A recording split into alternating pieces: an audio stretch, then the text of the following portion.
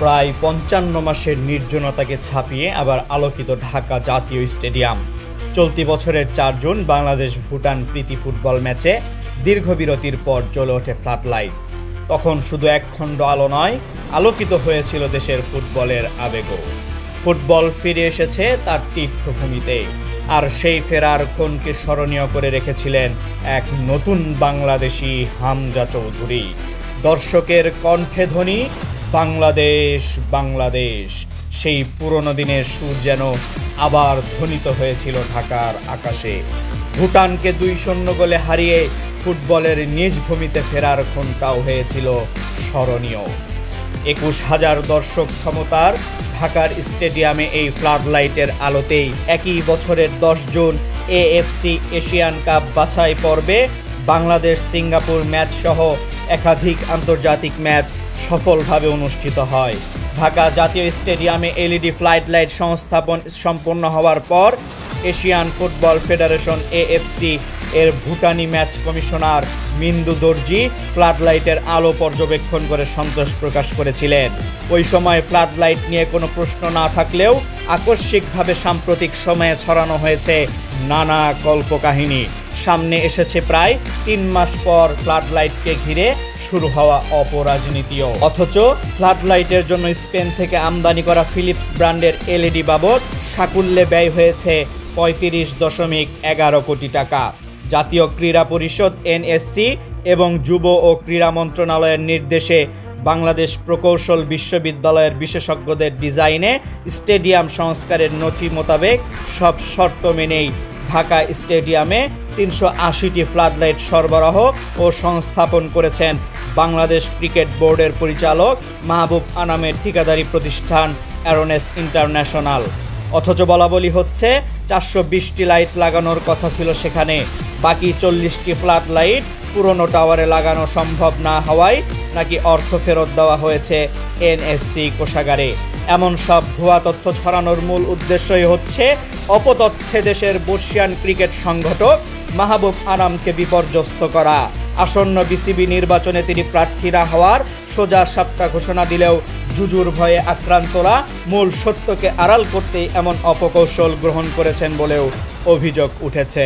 বুয়েটের বিশেষজ্ঞদের ডিজাইনে ঢাকা স্টেডিয়ামে ফ্লাড লাইট সংস্থাপন করার বিষয়টি আগেই নিশ্চিত করেছিলেন যুব ও ক্রীড়া মন্ত্রণালয়ের তৎকালীন সচিব মোহাম্মদ রেজাউল মাকসুদ জাহেদি।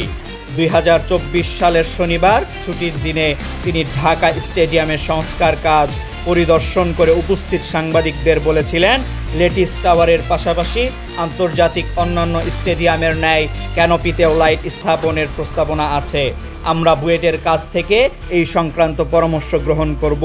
বুয়েটের সংশ্লিষ্ট বিভাগ বাফুফে, জাতীয় ক্রীড়া পরিষদ ও ঠিকাদার প্রতিষ্ঠানের প্রতিনিধিরা বৈঠক করে এই বিষয়ে সিদ্ধান্তে আসবে। পরবর্তীতে বাংলাদেশ প্রকৌশল বিশ্ববিদ্যালয়ের অধ্যাপক রাকিব আহসানের নেতৃত্বাধীন টিম ঢাকা স্টেডিয়ামে ফ্লাড লাইট টাওয়ারের সক্ষমতা বিশ্লেষণ করেন। তাদের রিপোর্ট অনুযায়ী টাওয়ারে ৫৫টি লাইট স্থাপন করা হয়। এই বিষয়ে অধ্যাপক রাকিব সেই সময় বলেন, ৪টি টাওয়ারে ৫৫টি করে লাইট বসানো যাবে। আমরা এরকম একটি প্রতিবেদন দিয়েছি। লাইটের ওজন এবং টাওয়ারের ভার গ্রহণের ক্ষমতা বিবেচনা করে আমরা সর্বোচ্চ ৫৫টি পর্যন্ত সুপারিশ করেছি।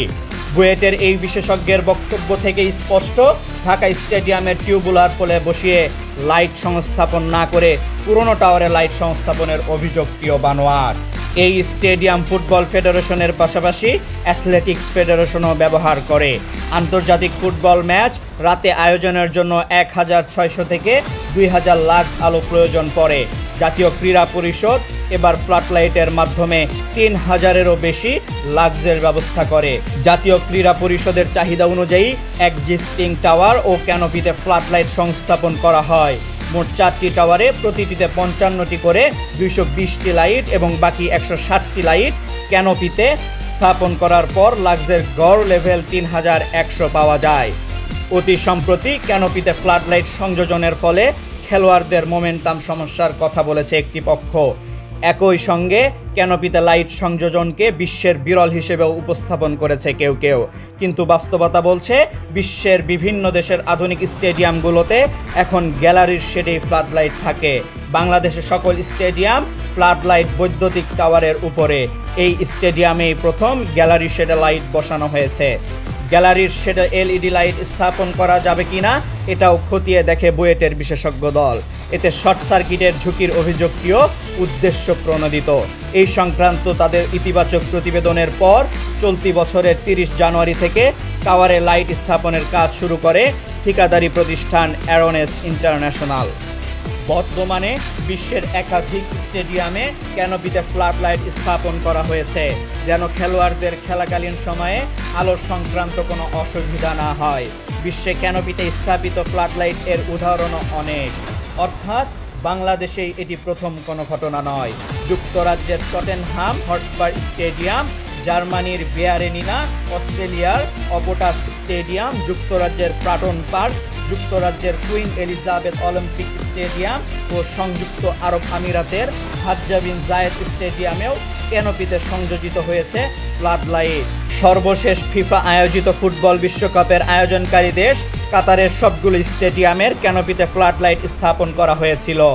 8 জনের জন্য 5 স্টার ট্রিপের ব্যবস্থা করা হয়েছিল, যারা শুধুমাত্র লাইটগুলো ওয়াটারপ্রুফ কিনা সেটাই পরীক্ষা করে ক্ষান্ত হন। কিন্তু এই অভিযোগটিও হালে পানি পাচ্ছে না মোটেও।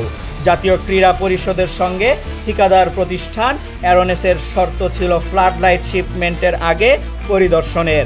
সেই শর্ত অনুযায়ী জাতীয় ক্রীড়া পরিষদের পরিচালক পরিকল্পনা ও উন্নয়ন মাহবুব মোর্শেদ সোহেল, জাতীয় ক্রীড়া পরিষদের একজন প্রকৌশলী, ক্রীড়া মন্ত্রণালয়ের একজন কর্মকর্তা এবং জাতীয় ক্রীড়া পরিষদের চেয়ারম্যানের একান্ত সচিব স্পেনের মাদ্রিদে গিয়েছিলেন। দরপত্রের শর্ত অনুযায়ী এদের সকল খরচ ঠিকাদার প্রতিষ্ঠানই বহন করেছে। মন্ত্রণালয় ক্রীড়া পরিষদের কোনো অর্থ ব্যয় হয়নি। দরপত্রের শর্ত মোতাবেক শুধুমাত্র এই 4 জন প্রতিনিধি স্পেনে সিগনিফাই ফিলিপস এর কারখানা পরিদর্শন করেন। সেখানে এলইডি ফ্ল্যাট লাইটের ওপর সমস্ত নির্ধারিত টেস্ট সম্পন্ন হয়। দরপত্রের চাহিদা অনুযায়ী সঠিকভাবে পরিদর্শন ও রিপোর্ট প্রণয়ন করা হয়। একটি গণমাধ্যমের প্রতিবেদনে ফ্লাড লাইটের প্রতি পিস মূল্য 7,50,000 টাকা বলা হয়েছে। অপরদিকে ফ্লাড লাইটের আন্তর্জাতিক বাজার মূল্যে প্রতি ইউনিট 4,000 মার্কিন ডলার হিসেবে উল্লেখ করা হয়েছে, যা বাংলাদেশি টাকায় 4,25,000 থেকে 4,86,000 টাকা। এর সঙ্গে 15% ভ্যাট ও ট্যাক্স যোগ করার কথা বলা হয়েছে। এতে একটি লাইটের মূল্য দাঁড়ায় 5 থেকে 5.5 লক্ষ টাকা। অর্থাৎ লাইট প্রতি বাজার মূল্যের চেয়ে অন্তত 2 থেকে 2.5 লক্ষ টাকা বেশি নিয়েছে অ্যারোনেস। এমন খবরটিও কল্পনাপ্রসূত অপপ্রচার ছাড়া আর কিছুই নয় বলেও জানিয়েছে ঠিকাদারি প্রতিষ্ঠানটি। তাদের ভাষ্যমতে কাস্টমস নিয়ম অনুযায়ী ফ্লাড লাইটের ওপর 132.36% শুল্ক আরোপিত, যা আন্তর্জাতিক বাজার দরের সঙ্গে যোগ করতে হয়। সুতরাং ফ্লাড লাইটের অফারকৃত মূল্যের অভিযোগটিও সম্পূর্ণ ভিত্তিহীন। এছাড়াও ফ্লাড লাইট সিস্টেম স্থাপন করতে বিভিন্ন সাইজের কেবল, পাইপ, সাবস্টেশন ইকুইপমেন্ট এবং অন্যান্য প্রয়োজনীয় সরঞ্জামাদিও এই প্রকল্পের আওতায় স্থাপন করা হয়েছে। পুরো ঘটনা প্রবাহ বিশ্লেষণে কান নিয়ে গেছে চিলে। প্রয়াত কবি শামসুর রহমানের পণ্ডশ্রম কবিতার মতোই ফ্লাড লাইটের সঙ্গে চিলের পিছনে খামোখা ছোটার এই কবিতাও যেন বেশ প্রাসঙ্গিকই মনে হয়েছে।